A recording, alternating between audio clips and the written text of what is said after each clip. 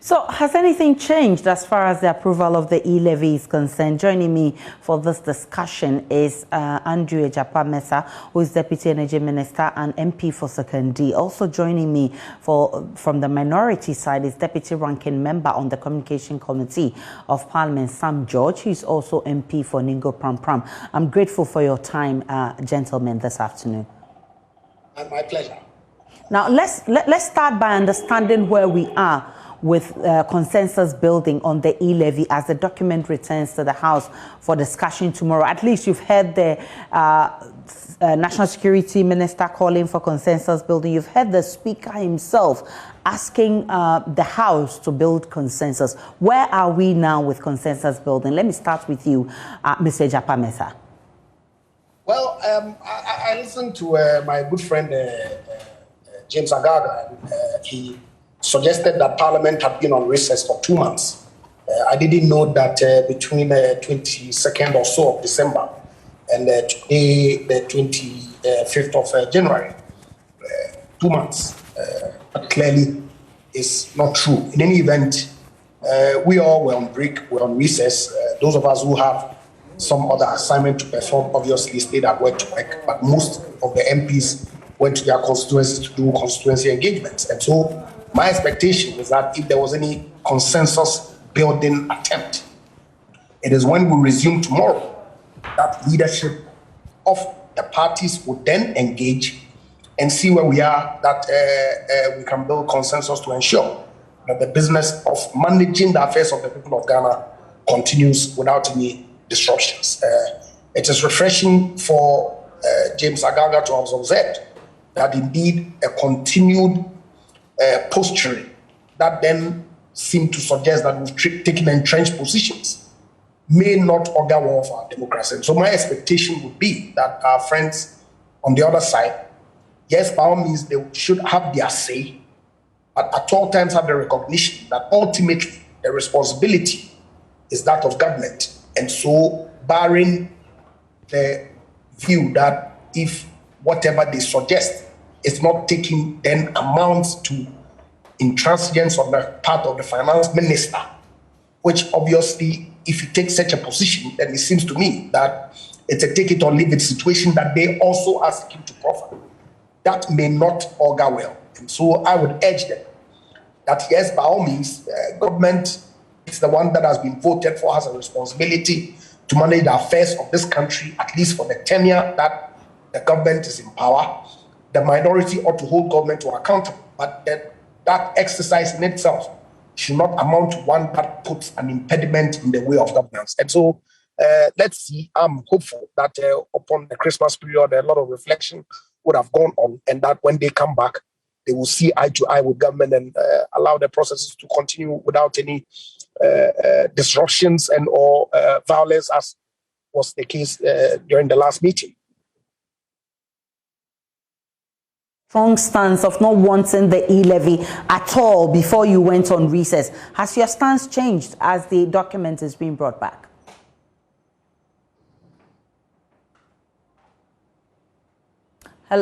Hello, do we still have SamGeorge? All right, so Mr. SamGeorge, I'm just asking if your stance has changed, because you did indicate before you went on recess that you did not want the E-Levy. Tomorrow, God willing, you'll be back from recess, and definitely this document is coming back. Has your stance changed?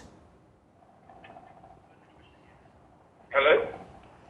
Mr. SamGeorge, if you're just joining us, I'm asking if the stance of the minority has changed on the E-Levy.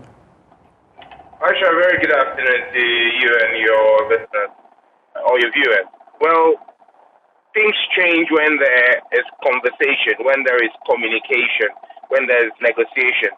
I'm sure you can ask my very good friend Ejapa-Mensah if the majority of government has as much as reached out to anybody on the minority side or the party as a whole. Nothing. No such engagement has happened over the period. So I don't know how anything can change if there's been no attempt to reach out to anybody. And I mean, when you read the news and listen to the comments being made, the posturing of the government side is clear.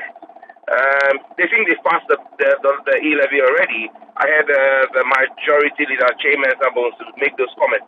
If they've passed it already, if he says it's been technically passed, they should go ahead and implement it and let's see.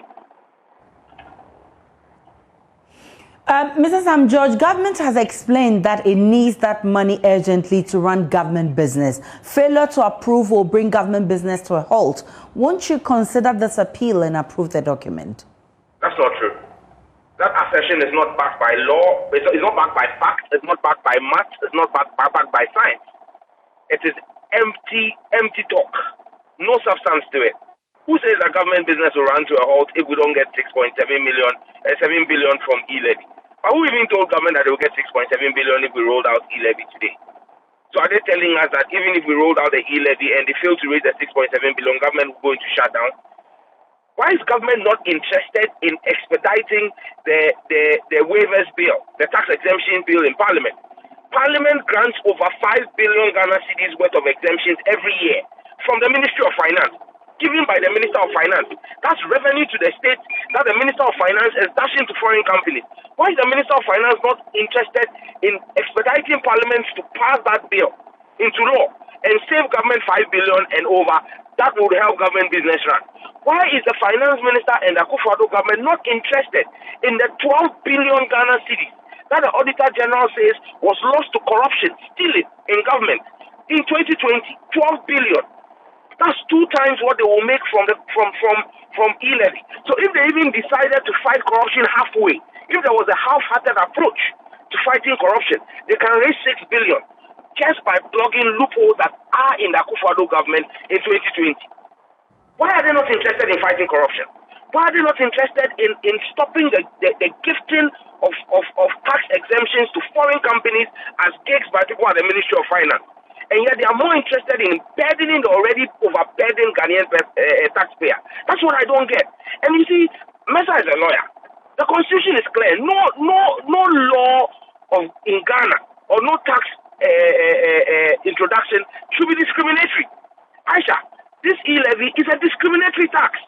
Because if we pass the E-Levy, and myself and Andrew Mesa, thanks to the Ghanaian people who have been giving V8, if I go to the filling station, the same filling station with Ejapa Mesa, and Ejapa Mesa decides to pay, he buys 1,000 Ghana cedis worth of diesel because now the diesel has broken the 7, is heading for breaking the 8, and he fills his V8 at 1,000 Ghana cedis, and he opens his wallet and takes out 2 500 Ghana cedi notes. He will pay 1,000 Ghana cedis and walk away. If I decide to pay for that same 1,000 Ghana cedis using my phone, using digital money, in this day and age of digitization that is being trumpeted by the Vice President, Dr. Mahmoud Bawumia, I would not pay only 1,000 Ghana cedis. I will pay 1,000 Ghana cedis plus 175 Ghana cedis, which is 17.5%. In addition, so I bought the same fuel as Mesa, in the same filling station, at the same price. But because I have chosen to go digital, I am paying 1,175 because of an E-Levy tax, and he's paying 1,000 Ghana cedis. How is that not a discriminatory tax? How are they not considering all of these elements that we are raising? Well, Mr. Japa Mesa, you just heard your colleague there describing the E-Levy as a discriminatory tax. In any case, he says there hasn't been any consultation since you went on recess, so he cannot approve that there would be any consensus building. Then he makes the point that if only government could fight corruption halfway, then we could have made headway and you wouldn't even need the E-Levy to run government business. Look, in the first place, the E-Levy is not 17.5%. Okay, it's 1.75%. And so let some not twist the figures to create a certain impression. Yes, I agree that the Auditor General's report year on year identifies public sector misappropriation and misapplication of funds. That consistently, those reports are submitted to the Public Accounts Committee, of which SamGeorge himself is a member. We all expect that we should improve our legal regime such that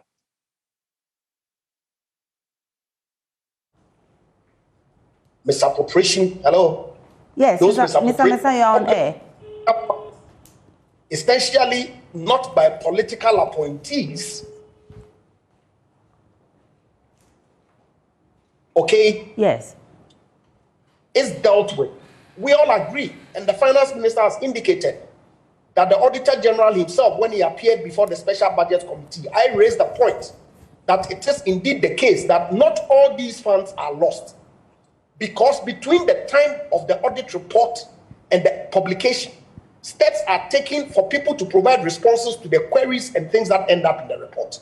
And so the Auditor General himself admitted that there was the need for them to do a post-audit sum exercise that then brings out a reality of what indeed has been lost to the state. And I agree that loopholes ought to be blocked. That is why the finance minister has indicated that government was going to, if need arises, cut budget on a quarterly basis by 20%. It is this government that brought the exemptions bill to Parliament, okay, to streamline laws that we ourselves have passed to encourage foreign direct investment into our country. And so to suggest that the exemptions are gifts that the finance minister gives out to people, when in fact it is the law that he and I, SamGeorge, passed in Parliament that then enables the finance minister to grant exemptions when people who are entitled to, in accordance with our law, make an application and those things are granted. Yes, like I indicated, my understanding is that the engagement would continue. Parliament is resuming to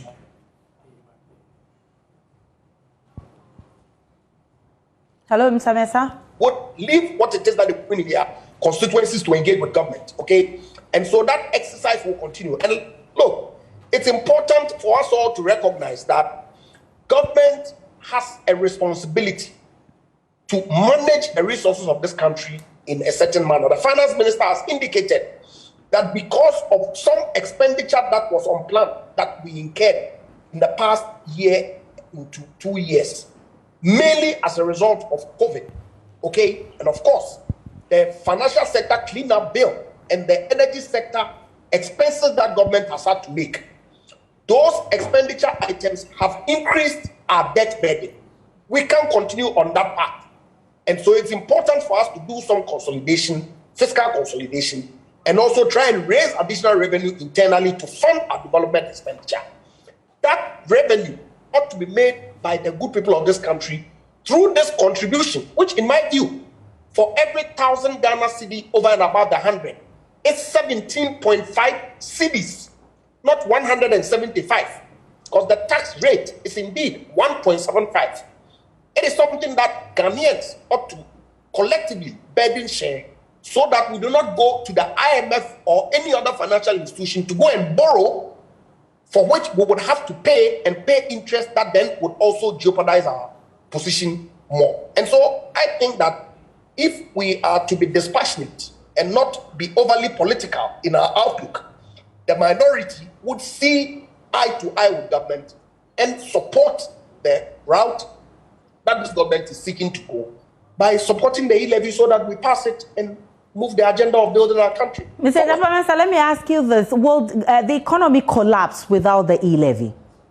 No, the economy is not going to collapse without the E-Levy. What it means is that we have to significantly cut the expenditure that we use in building schools, building hospitals, providing water and other things for the people of this country. Bear in mind that as we speak, a little over 130% of our tax revenue, okay, which in itself means that there is a gap, is used to pay only 3 items: interest, wages and salaries, statutory payments.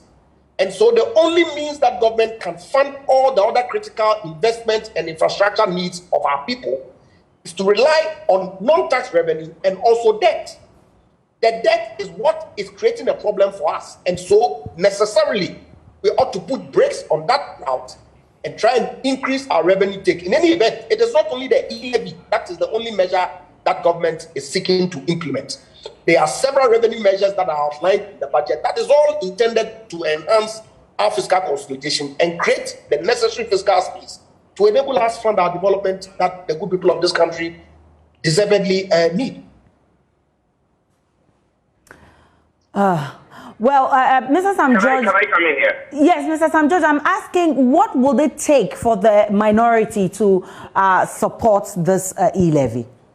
Well, Asha, as it stands now, the NDC as a political party and its wing in Parliament, which is the minority, is opposed to the introduction of the E-Levy because we think that it is not the most prudent action to take given the situation we find ourselves. And let me concede on a point that Mr. Ejapa Mensah said, that corruption and graft in the public sector has been there, it didn't just start now. Yes, I agree.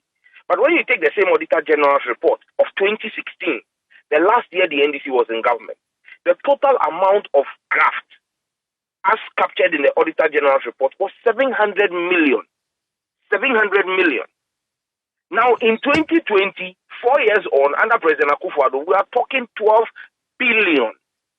That is more than a 15 times increase in 4 years.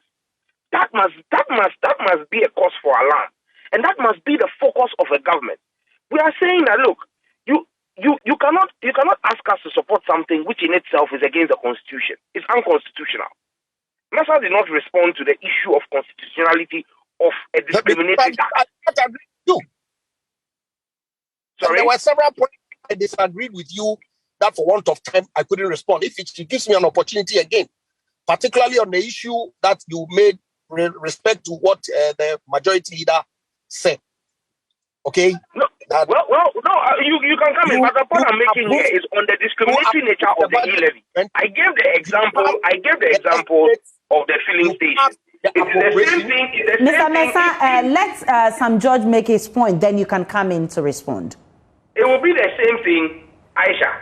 If I came to Joy TV and wanted to place an advertisement, and the advert was to cost me 10,000 Ghana at 1.75, the additional cost, if I was going to pay for that advert, that TV slot, if I was going to pay multimedia and I was doing it digitally, I would pay 10,000 plus 1.75, which is what, 1,750.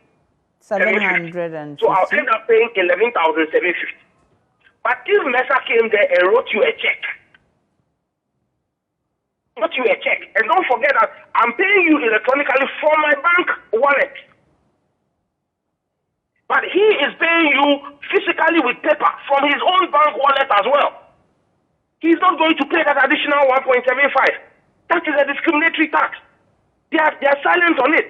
And look, the point must be made here that even the service providers, the telcos, who are the service providers, have acknowledged that, look, there is the need for us to do something about our 1%. They are the ones offering us the service.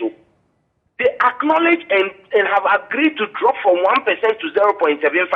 Ask the finance minister, Mr. Kenoforiata, that why is he stuck on 1.75? Everybody is making a concession or looking to make a concession. He is not willing to make a concession. How do you go to a negotiation with a fixed position? Who goes into a negotiation and says, for me, this is my position, I am not shifting? Who does that? And then you tell us that you are looking to build a compromise? Do they understand the meaning of the word compromise? A compromise means moving from your original position, I move from our original position, and we get to a position that is favorable to the general good. It may not be the best position for me, it may not be the best position for you, but you have come to a negotiation table with the minority. Late last year, we came with a 0% thing on it. There were conversations that ranged from 0.5 to 1%.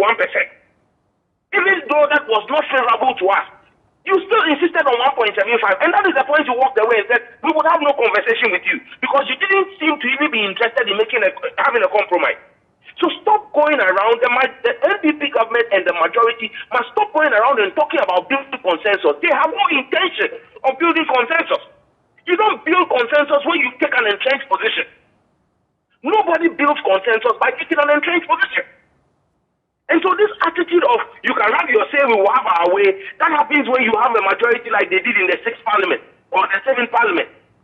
Sorry, in the 7th Parliament, where they had 169 and we had 106. In this Parliament, there is no majority. You have 137, we have 137. And so we would both have to come together and think of what is in the best interest of the Ghanaian people. You do not impose a tax on persons who are moving to a digital form of payment, which is supposed to support the digitalization drive of government. You don't do that. You do it, you impose a tax on persons who are beneficiaries of the system. I have had members of majority caucus, the MPP side in Parliament, make references to Mr. Mahama government 17.5% on financial services. That was a tax not on the money you were making or you were paying into the bank. That was a 17.5% on the bank's own service charge. So when I go and do a bank transfer, my bank will charge me maybe 100 Ghana cedis for the service they rendered. The government of Mahama placed a 17.5% tax not on the transaction I went to do. No. The 100 Ghana cedis that my bank is charging me, and took that only from the bank. All right, let's try and fix SamGeorge's phone line. He's making a point there. Mr. Japamesa, are you willing to meet the minority halfway to get this done and over? But you recall that when the suggestion was made, prepared as a party to consider 1%, the very next day, their own caucus came to deny any such concession. Indeed, if you look at the amendments that were proposed by the ranking member of the Finance Committee, he's proposing an amendment of the 1.75 to 0.001%. Is that a position that you can take to the table to have a conversation?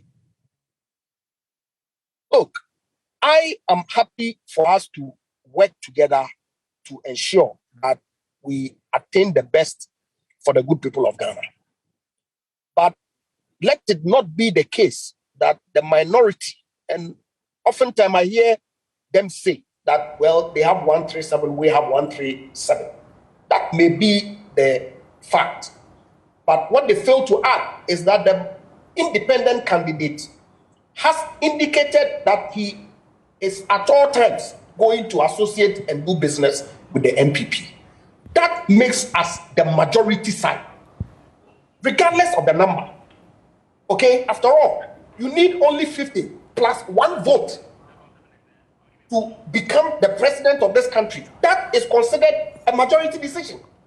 So this talk of we are 137, we are 137, and that there's no minority or majority.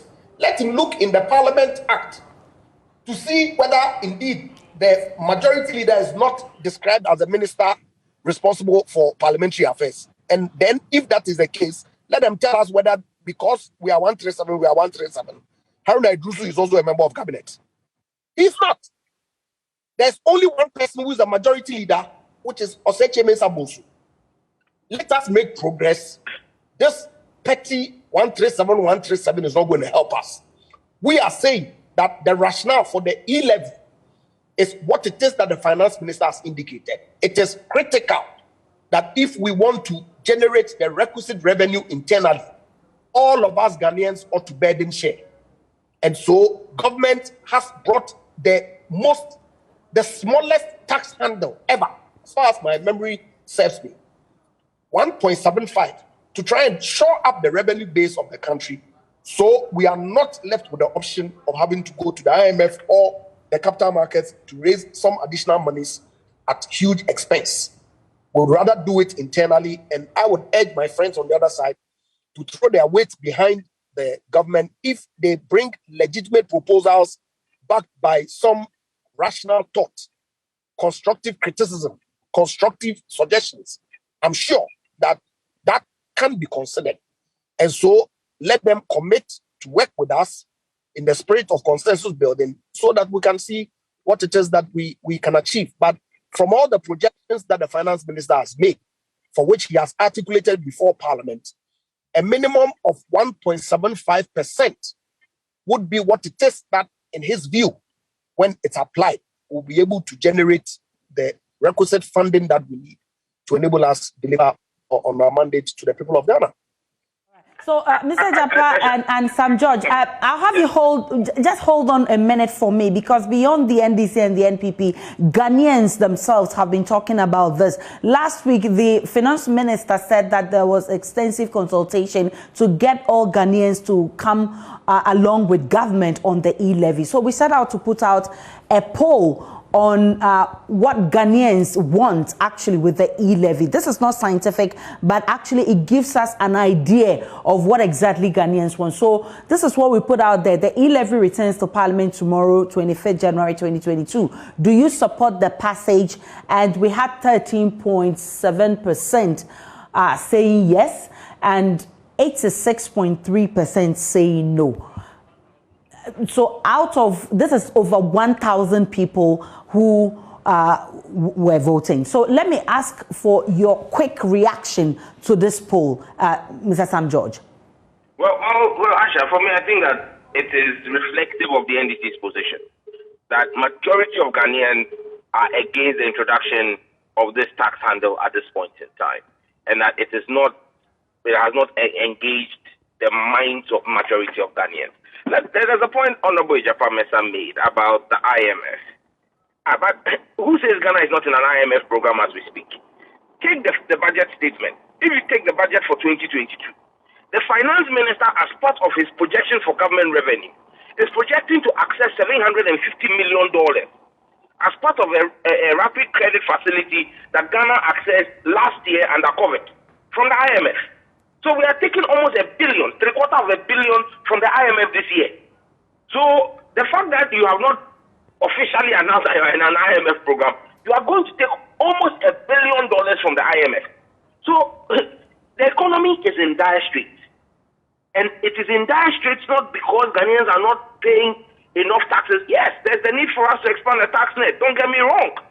But the reality is the fact that we are mismanaging even what we are collecting. Even what is being collected is being grossly mismanaged. 12 billion. 12 billion of it was misappropriated.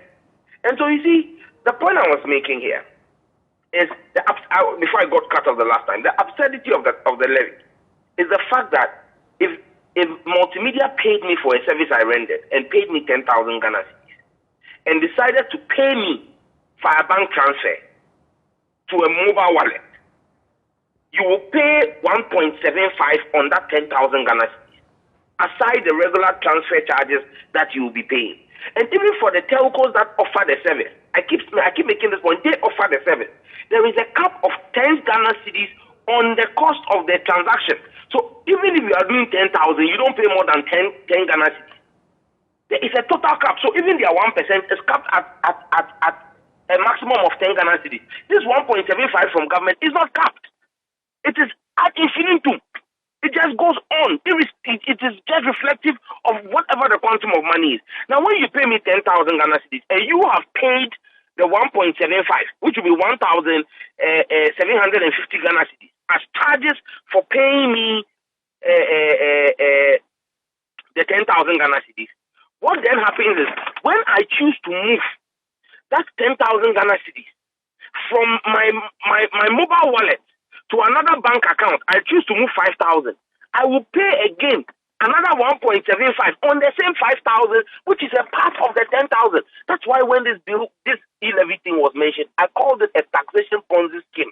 It is a Ponzi scheme. You cannot keep taxing the same amount of money. When you pay income tax on your salary, and you choose to use, so you get paid 2,000 Ghana cedis, and income tax is deducted. When you choose to use 500 Ghana cedis out of your salary to do something else, do you go and pay another tax again to GRE? All right, so Mr. Ejapamesa, it's only over 13% Ghanaians, I mean, out of the over 1,000 people that we sampled in that poll who want the E-Levy. Is government still going to continue with this?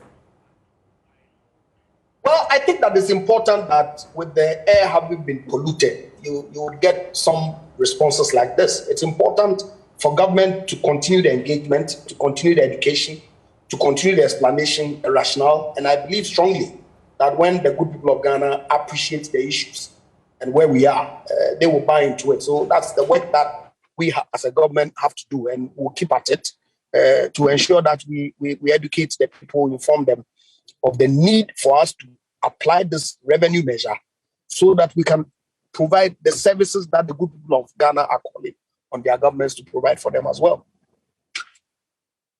For your time, gentlemen. SamGeorge is the Deputy Ranking Member on the Communications Committee of Parliament, and MP for Ningo Pram Pram. Andrew Ejapamesa is MP for Sekondi and also Deputy Minister for Energy.